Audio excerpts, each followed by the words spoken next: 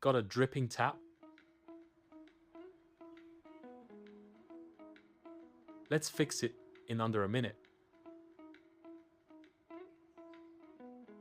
First, turn off your water supply. Usually a valve under the sink. Next, plug the sink drain,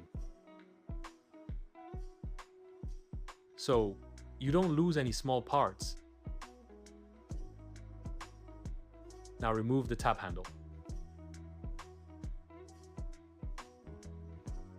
You might need a small screwdriver.